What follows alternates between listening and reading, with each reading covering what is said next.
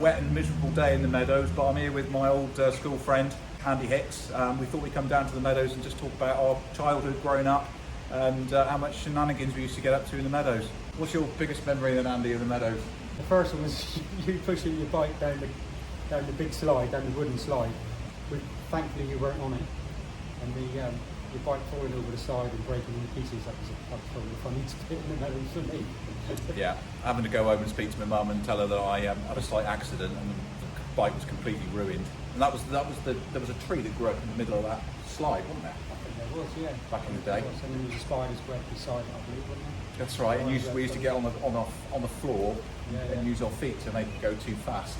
But no, times have changed a lot, haven't they, really? Yeah. I've been on the internet earlier and I noticed that the old steamroller in the part of the Meadows was called Stumbles, apparently.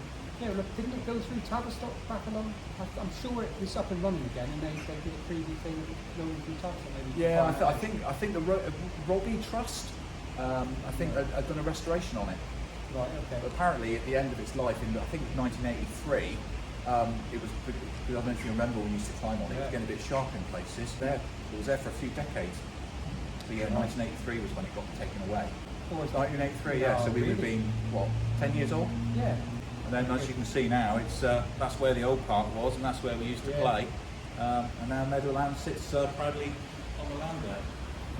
Good times, really. Yeah, very good. So now, you've been playing snooker a while now? Too long. 32 years, I think, as a pro. So yeah, no, it's been okay. The last 2 or 3 months have been quite rewarding, really. So I feel like I've turned the corner and I'm actually playing better again. I've changed a couple of things within my game. Yeah. And I'm also practicing on a star table, so things are looking pretty good, really. I mean, the last couple of months I've held my own against some of the top players. I mean, I haven't turned them over and beaten them, but I'm certainly playing, in contention. And hopefully, I'm assuming all the tournaments are still going to go ahead after in the new year. Yeah. Which is the main thing. We'll play with Milton Keynes, so hopefully I can be okay in the new year. So ranking, I've noticed, was what, mid-90s. Where's your ranking at the moment? Yeah, well, I think now I'm up to 81 now. Okay, that's good. Yeah, it's getting there. So I think I've got to be in by the end of this season. In May, that was after the World Championships. If I'm in the top 72, then I'll stay on the tour then for another 2 years. So you're not far away from that. So that's my goal now. Obviously, now I've had a good start to the second half, the second part of this season. So fingers crossed. You've always been a bit of a modest chap, though, haven't you? I don't know about that, but I just love playing snooker. I always have done it, and you'd know that more than anybody, really, because we used to play as kids and that. But it's only ever been my passion, really, and it still is, really, 30 odd years later. Really. Yeah, I'll never forget one day when we were coming back from school, back when we were very young, and we went to Drake's Stores. We always used to go to Drake's Stores on the way home, didn't we, and get some sweets and things. And you just said to me, "Oh, by the way, I'm up in Plymouth tonight at the Guildhall to play against Jimmy White." That's right, yeah. That's the first I'd heard of it that day.